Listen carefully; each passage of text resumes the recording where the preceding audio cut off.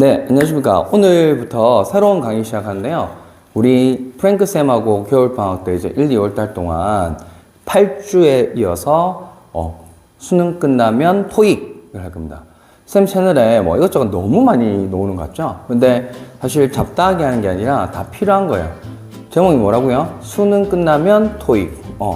여러분들이 수능 끝나고 나서 이제 알바도 해야 되고 그 놀러도 가야 되고 운전면허증도 따야 되고 여러 가지 있겠지만 쌤은 항상 우리 고3이 끝난 친구들한테 20살이 돼도 딱 하나 잔소리하는 게 있어요. 토익을 무조건 치라고 합니다. 에이 쌤 그때까지 공부한다고 힘들었는데 무슨 토익이에요.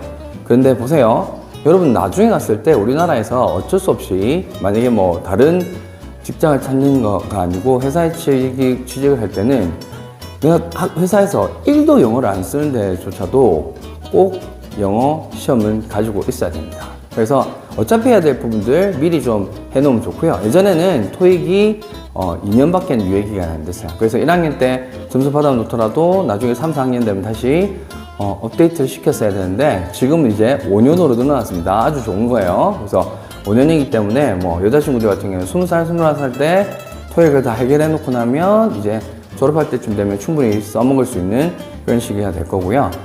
그렇기 때문에 꼭 수능 끝나고 나서 토익을 한번 도전해보는 거를 저는 추천드립니다. 또 중요한 이유가 있어요. 우리 20살 되면 아무리 공부 열심히 하던 친구들도 사실은 이제 1학년 1학기 정도에는 놀아야겠죠. 그렇죠? 술도 많이 마시고 모임도 많이 가고 친구들 만나고 이렇게 하다 보면 우리 공부했던 거 싹 다 순식간에 눈 녹듯이 녹아내려 버릴 겁니다. 그래서 조금이라도 더 많이 남아있을 때 그때 우리 토익을 해주면 괜찮아요. 실제 수능 시험에서 등급 1등급, 2등급 받던 친구들 같은 경우에는 조금만 트레이닝 해줘도 기본적으로 이제 700점 중반대, 조금 더 잘 받는 친구들은 800점 중반대까지 올라갑니다. 그래서 남자친구들 같은 경우는 이제 군대가 있죠. 군대가 있기 때문에 사실 예전 군대하고 좀 달라서 저는 항상 얘기해 주는 게 군대 가기 전에 일정 점수 이상, 쌤이 말한 일정 점수는 보통 850점 이상 정도를 받아놓고 가면 군대에서도 시험을 칠 수 있어요. 그러다 보니까 그냥 군대에서 시험만 계속 쳐줘도 이제 군 제대할 때쯤 되면 토익이 해결할 수 있는 정도 이제 전혀 졸업할 때까지 그냥 그 점수 가지고 시험만 업데이트 해주면 되는 정도 900점대 이제 넘어가는 점수가 돼 있을 겁니다. 그래서 꼭 해주셔야 되고요. 8강은 사실 기초 강의입니다. 완전히 모르는 친구들 그냥 켜놓고 같이 움직여 주면 되는 거고 오늘은 그 안에서도 진짜 완전히 토익이 뭔지에 대한 얘기들만 할 거예요. 우리 이 8강 들으면서 꼭 필요하신 거 준비물 있습니다. 책이 쌓여있죠? 우리 토익이 그리고 토플이 만들어진 회사가 어디냐면 ETS라는 회사예요. 그래서 ETS에서 예전에는 사실은 공식 기출문제집이 안 나왔었는데 그래서 다른 회사들에서 이렇게 출판사에서 만들어지는 그런 토익책이 다였는데 지금은 ETS에서 기출 문제가 나와요. 그래서 제가 여기다가 띄워드릴 테니까 교재 ETS 기출 문제집 꼭 사서 들고 있으시면 선생님이 이거를 활용하는 방법, 그다음에 거기서 중요한 문제들 이런 것들 꺼내가지고 설명을 드릴 거예요.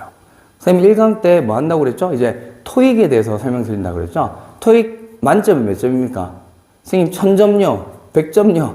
아니죠? 우리 토익 만점은 990점입니다. 듣기와 리딩 파트, LC 파트와 RC 파트로 나누게 되고요. LC 파트에서 495점, RC 파트에서 495점 해서 토탈 990점이 됩니다. 그럼 문제는 몇 문제가 될까요? 우선 LC 파트 100문제, RC 파트 100문제. 선생님, 100문제, 200문제인데 어떻게 990점이 되죠? 맞죠? 5점씩 하게 되면 몇 점이 돼야 됩니까? 1000점이 돼야 되죠. 맞죠? 기본적으로 토익의 문항당 점수는 배점은 똑같아요. 기본 5점이라고 생각하시면 돼요. 그런데 왜 990점이 되냐면요. 매회 시험 때마다 표준 편차를 보고 그 테이블이 옮겨가는 형태가 돼요. 무슨 말이냐면 LC 파트에는 기본적으로 그 평균 점수가 그렇게 높지 않은 것 같아요. 그래서 LC 파트에서 전체 100문제 중에서 100문제를 맞아야지 495점이 아니에요. 보통은 한 3개 정도까지 틀려도 97개 정도까지 틀려도 만점. 심할 때 난이도 엄청 높을 때는 그런 경우도 본 것 같아요. 한 6, 7문제 정도까지 틀렸는데도 만점인 경우가 있어요. 체감상이기 때문에 점수 몇 번 틀렸습니다 이렇게 나오잖아요. 쌤이 풀어봤을 때 예전에 좀 많이 못 친 것 같은데 6, 7개 정도 틀린 것 같은데 또 만점 나왔던 케이스가 있었던 것 같아요. 그 다음에 리딩 파트는 조금 더 다릅니다. 리딩 파트에서는 사실은 100점 전체를 다 맞아야지 보통 495점이 나와요. 근데 한 개 틀리면 그럼 이제 490점이겠네요? 아니에요. 보통 한 개 틀리면 그때는 이제 10점이 감점돼요. 첫 번째 문제. 그러면 리딩에서 전체를 다 리스닝 만점 받고 리딩에서 한 개를 틀렸다. 그러면 보통 990점이 아니라 980점이 오게 됩니다. 그 다음 문제는 또 5점 깎이게 되고요. 그 다음 문제는 때에 따라 달라진다고 그랬죠. 근데 선생님 봤을 때 평균적으로 봤을 때는 두 개째는 이제 5점이 깎이고 세 개째는 다시 또 10점이 깎여요. 그래서 전체 3개 틀리면 10점, 5점, 10점에서 25점이 감점되고 3개 틀렸을 때는 495점 중에서 470점을 득하게 됩니다.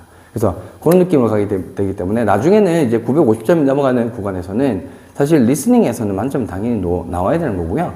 이제 리딩에서 이제 몇 개 틀리나 이런 싸움이 될 거예요. 그리고 전반적으로 이제 점수표를 여러분들이 놔둬놓고 봤을 때 내가 어느 정도 구간에 있는지에 대해서 볼 때 아까 얘기했던 것처럼 그냥 좀 보편적으로 해서 본다 그러면 리스닝에서는 뭐 5개 정도 틀린 것까지는 만점, 그 다음부터는 5점씩 감점을 해주면 되고요. 리딩에서는 틀린 거 개수에다가 2개를 더해서 5점을 감점을 해주면 되는 거야. 예를 들면 리딩에서 10개를 틀렸다. 그러면 2개를 더해서 12개 해서 곱하기 5, 60점 감점하면 전체적으로 내 점수가 이 정도 바운더리 있겠구나라고 생각하시면 돼요. 물론 모의고사하고 실제 시험하고 점수가 똑같이 나오진 않아요. 근데 쌤이 얘기했던 것처럼 우리 기출 문제집을 가지고 풀 거기 때문에 문제 유사도나 난이도는 비슷하다고 생각하시면 됩니다.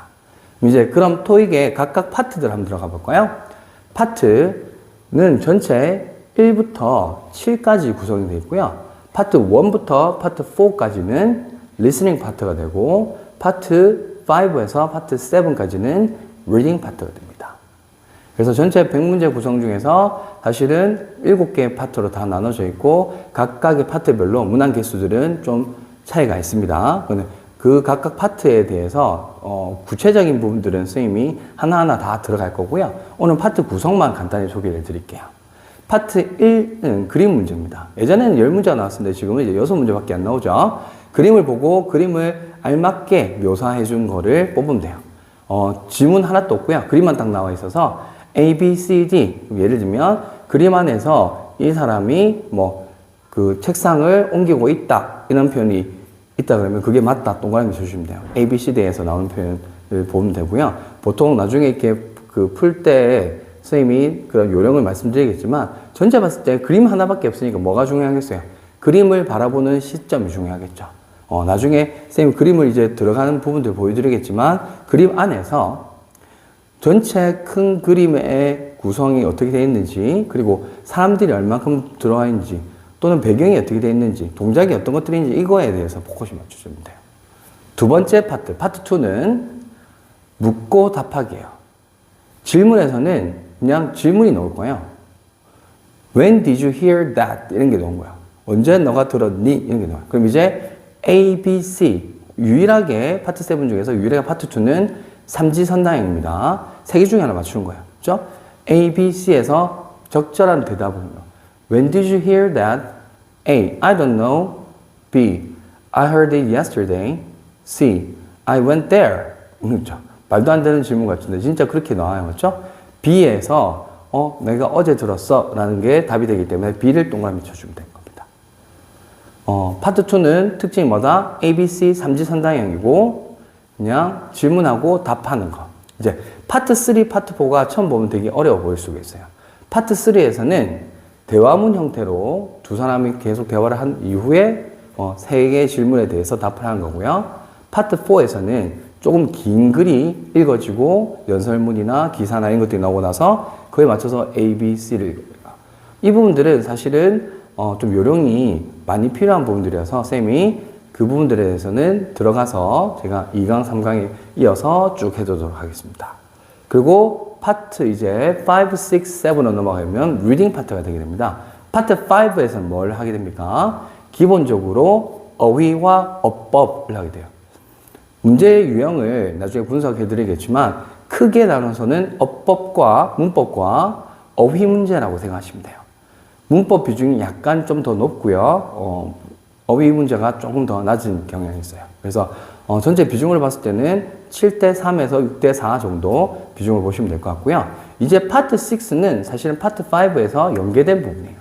이 문법과 어휘 문제인데 지문 안에서 하나의 지문 안에서 그게 들어가야 될 문법이 맞는지 안 맞는지 들어가게 되고요. 파트 6가 파트 5하고 다른 유일한 거는 이 글이 들어갈 위치가 맞는 것은 찾는 거 하나 더 들어가 있어요. 마지막 이제 파트 7이 우리가 보통 말하는 reading comprehension이야. 우리 이거 파트 7 지문 유형 제가 띄워놓겠지만 어디서 많이 본 것 같아요. 어디서 본 것 같아요?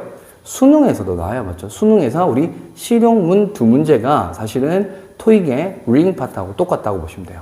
물론 난이도는 토익이 좀 더 높겠죠. 근데 우리 가만히 생각해 보세요. 수능에서 내가 영어를 등급을 잘 못 받았던 친구조차도 그래프 문제하고 이 실용문은 다 맞췄잖아요. 맞죠? 그래서 사실은 이제 토익의 리딩 파트는 시간과의 싸움이지 그렇게 난이도가 엄청 높다고 보시면 안 돼요. 그래서 토익을 처음 접할 때 이제 여러분들한테 오늘 마지막 숙제를 내줄 건데요. 토익을 처음 접할 때 절대 힘들 거야 이렇게 우선적으로 겁을 먹고 시작하지 마세요. 그리고 이것 듣는 친구들이 무조건 수능 끝난 친구들만 있는 건 아니에요. 중고등학교 친구들 중에서 영어에 내가 관심이 많다는 친구들, 예전에 그런 친구 있었어요. 중학교 때 아버지랑, 아버지가 이제 회사에서 계속 토익을 업데이트를 하셔야 되다 보니까 아버지랑 이렇게 배틀을 붙은 거예요. 아빠를 이기면 제가 용돈을 얼마를 받기로 했어요. 그래서 결과적으로 이겼어요. 그런 거 한번 해보세요. 이제 중고등학생 중에서는 영어에 관심 많다, 또 영어를 좀 잘한다는 친구들은 시간을 봤을 때, 좀 방학 시간에 이럴 때 여유 있을 때 한번 책을 풀어서 공부해보고 실제 시험에도 도전해보는 것도 나쁘지 않을 것 같아요. 그거에 입문에 쌤하고 하는 수능 끝나면 토익 8강이 있을 겁니다. 오늘 1강의 마지막 이제 숙제를 내주도록 할게요. 토익이 뭔지에 대해서 대충 알았는데, 좀 감이 왔는데요? 근데 감 오는 거하고 실제 풀어보는 건 달라요.